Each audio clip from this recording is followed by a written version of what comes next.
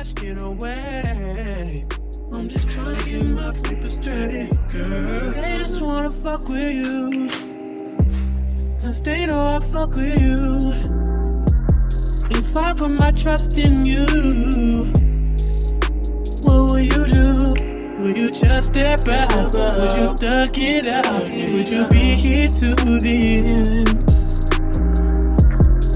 I just wanna know if you my friend. I just wanna know if you pretending. I know I've been away. I'm just trying to get my paper straight, girl. Don't give my shit away. I'm just trying to get my paper straight, girl. I know I've been away. I'm just trying to get my paper straight, girl. Yeah. Don't give my shit away. I'm just trying to get my paper straight, baby. What's going on, Pod? What's good with you? Hey, Sunday mornings is the best. Get a lot done on these good Sunday mornings, just me and Blue. But there's one thing about being an adult that I wanted to talk to you guys about specifically in this vlog. We grown here. This is a 35 and up. You know what I'm saying? So if you want to know what life is like for a 35-year-old who lives on his own, it's strange. See, this house right here, I bought with the intentions of my family staying here at the time, and things didn't work out. So essentially, this family house is just me. And for whatever reason, up until recently, I never felt like I wanted to make it mine. I didn't feel like I belonged here by myself. But I explain a little bit more through the rest of this pod. Vlog. Pod. Hey, so what kind of smell good y'all got going? Because this right here, shout out to my pops. He actually bought me this little waterfall thing. It's cool. The smoke comes down. Looks like a waterfall of smoke. It's awesome. But I love the teak wood smell. So what smells y'all got going on in y'all crib? But one reason why I call y'all pod is double meaning for me. I shot a lot of podcasts in this house and a lot of other places, but I went through a whole podcast phase. And I also went through a whole killer whale phase. It makes sense. Trust me. When you're podding, you know, everybody that's part of that process is the pod. But I also fell in love with orcas. I love killer whales, the whole concept of how they move around in the ocean. And a group of orcas is a pod.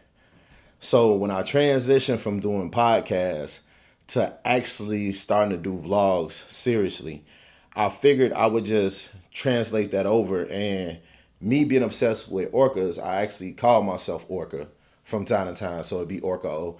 And I might change the name of this page to Orca O, actually. But with me being the Orca and y'all being the fam, we the pod. So I say pod. Hey, yo, so the fair weather has finally hit the Windy City, and it is time for me to get outside. I'm actually gotta make some errands, go run up on the best friend-in-law, and I'm actually in a dungeon right now because I'm editing that opening scene. Like, I already knew that was gonna be drippy. Hey, let me know how y'all feel about the situation, the song, whatever. Make some comments down below. But yeah, I knew that was gonna be drippy, so I couldn't help myself. I had to start, you feel me, doing what I need to do on that opening footage. But I'm about to go wash up. I actually took Blue to his mama because I ain't got time to be dealing with him today. We riding solo dolo today. The dungeon is probably the only place in the house that I actually spent time and really took care of it and made it look a certain way and have a certain aesthetic, because this is where I shot my podcast. So I would be showing this area on every podcast, and I wanted to look like something. And it's my workspace area and where I do my talking heads for YouTube. So I wanted to look a certain way, have some pizzazz. I got the Philips Hue lights up on the wall to give it some ambiance. But other than in this room, no other room in my house really has gotten any TLC for the majority of the time I've been here. And it's like 7 years on my birthday, or 8 years, 7 or 8 years I've been in this house on my birthday. And yeah, I still don't treat it like it's mine. Man, it's a sad situation, but I'm sure you'll get it once I get done explaining it to you. Like I said, man, this footage right here is wet, crisp, clean. You know what I'm saying? It's looking real good. And another thing, anybody else ordered the dock for the M4 Mini? It took forever to come. I ordered it off of Amazon. It said like a week, and it's been over a week, and the date keeps getting pushed back. So I have this Frankenstein contraption of stuff right here, keeping my M4 running and hooked up to everything. But I'm still waiting for the Amazon cart to ship my stuff. Like, it's not even shipped at all. It still hasn't been shipped out. So I don't know what's going on with that. If anybody else got any suggestions, because I might just cancel that order. Let me know where I could order the docking station for the M4 Mac Mini. So let me just tell y'all a little bit about what I got on today. So we got the mics, the number 4s, the El Toros, you feel me? The original joints. These ain't, you know what I'm saying, the restocked or whatever.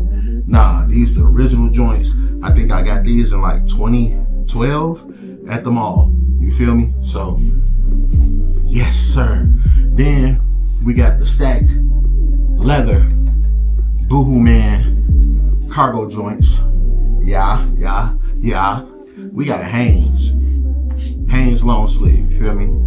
But this vest right here, over vested. This is also a Boohoo Man. Swag on, swag off. We got the young Apple Watch, of course. Vintage Apple Watch at that. And then we got the 2 gold chains, GLD's finest. Yes, sir. We got the Big Buddha. And we got the small Hamsa. You feel me? Feeling really about that life today. Still fasting and all. And since I'm trying to get back into my creator bag, I also brought a bonus item of this book bag with a drone and my A7 III Sony camera, because I just want to get back to getting some content creation going and finding cool spots to shoot at. So we're not always going to be in the house, at the gym, at the job. We're going to find some new locations to go to. But with that being said, let's get out here and get our day started. Yes, sir. What's good, Pod? So the first stop we got going on today is we gonna stop at Big Wally's World, because I had went and got my eyes checked up on, and I need some new glasses. These have been through the ringer. I'm telling you, holding them together with tape right now. You can't see it because I'm that good at doing it. But I need to go up there to see if I can get my frames picked out today. And if not, I just like walking through Walmart and Sam's Club. I really do. So that's always got to be the first stop whenever I get some time off. Even though I spend like every other day there. But yeah. Gonna see what's good at Big Wally's World.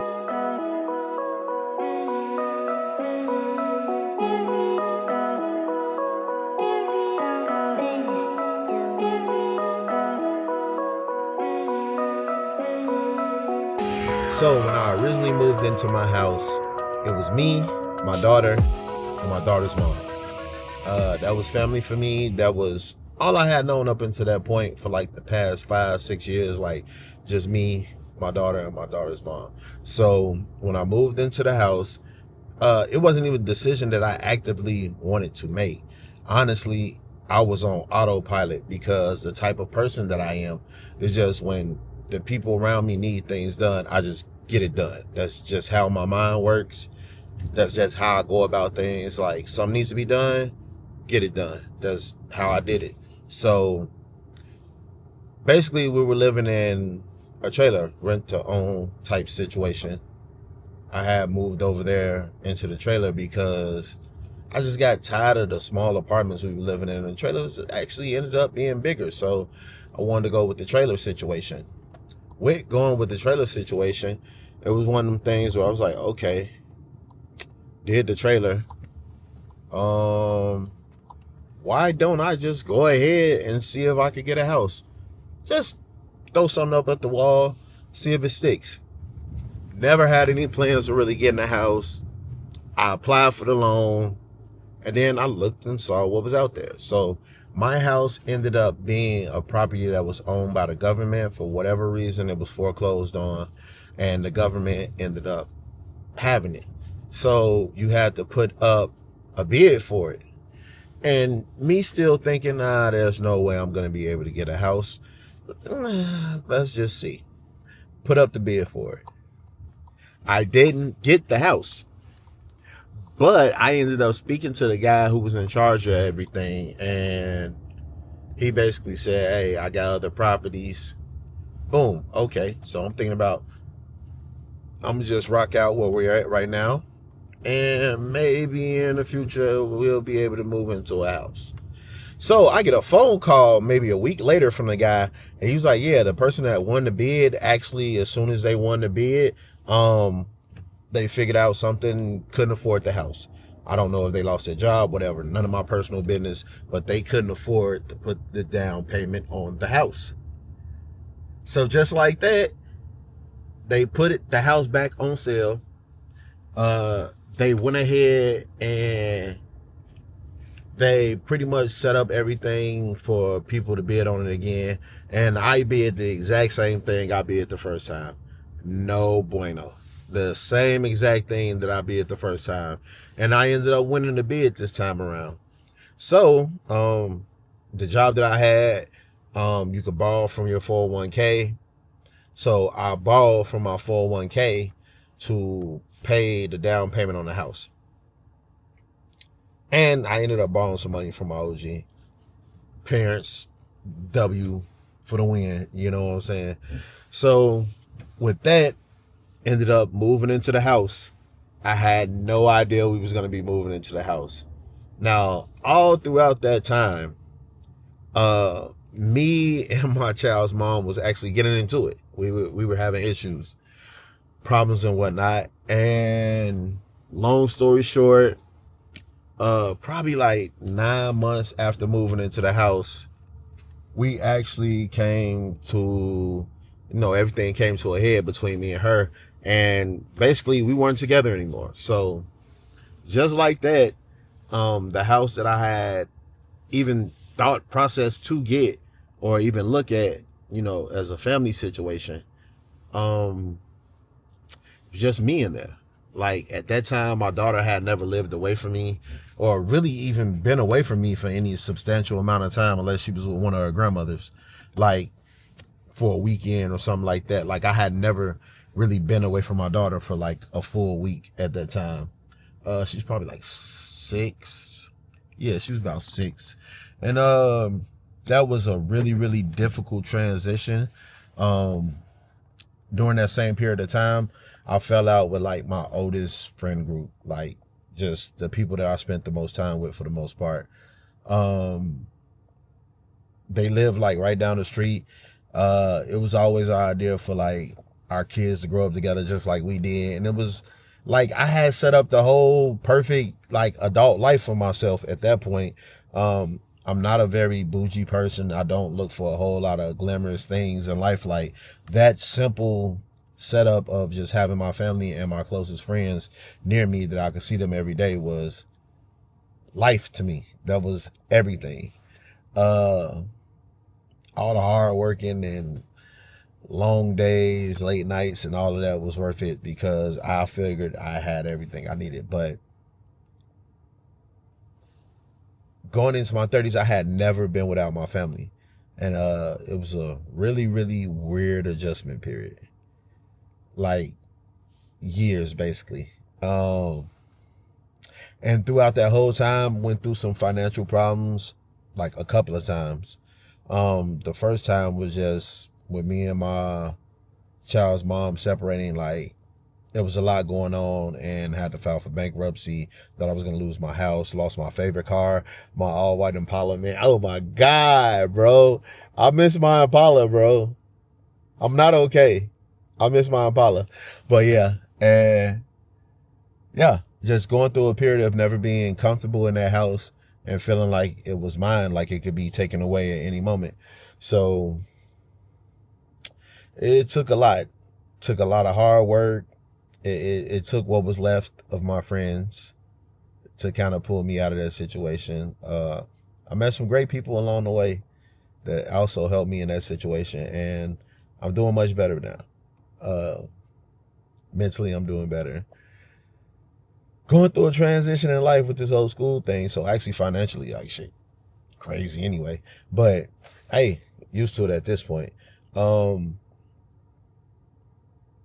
With that being said, I'm about to go holler at my friend or my best friend-in-law.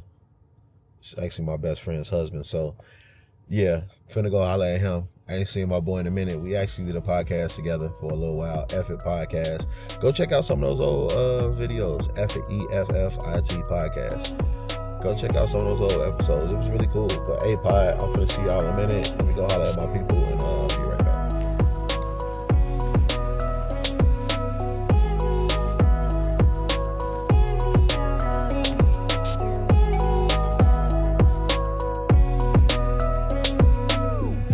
Y'all actually missed Low. Low did pull up, but I ain't feel like pulling back the camera out, you know. Man, but I was going through my hard time, man. Definitely spent a lot of time getting on Low nerves. Man, you know, but life be life.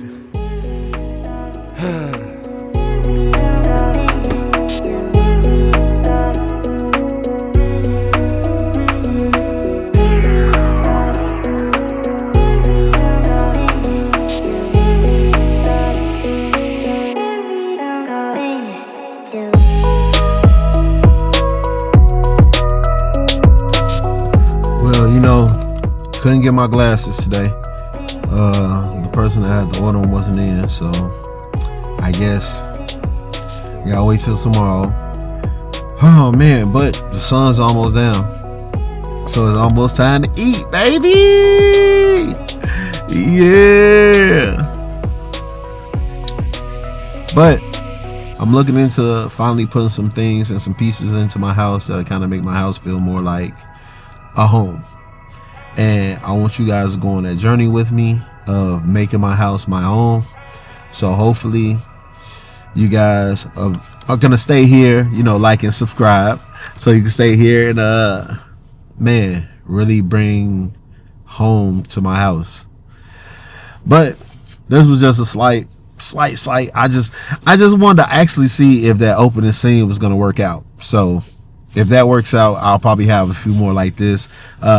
I just wanted to make sure that all the hard work that I'm putting into making these cinematic sequences actually means something. So hopefully the cinematic sequence that we did at the beginning of this works out. And I'll see you guys in the next one. All right. Love you guys. Peace.